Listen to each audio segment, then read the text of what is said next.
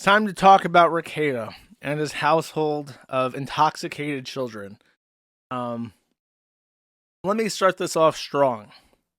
Things are progressing. In fact, chat, if I may be so bold, 2 more weeks, Kiwi sisters. I am expecting an update at the beginning of June. And if that update is not the body cam footage, I commit to this. I am suing Candy, Ojai County. Every single thing we have received, I don't want to be too, I don't want to say too much because I know that Rekieta is paying close attention and is deeply concerned.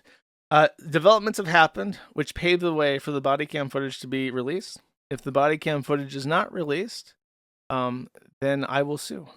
So that's it. There is no reason for it not to be released at this point. We've squared away everything, and the only thing holding us back is the sheriff's office actually doing it. If the sheriff's office does not do it, and does not make good on what is basically promised to us at this point, we have no choice but to sue, and we have the eager legal representatives required to handle such a lawsuit. So it's coming, regardless. It's happening for sure.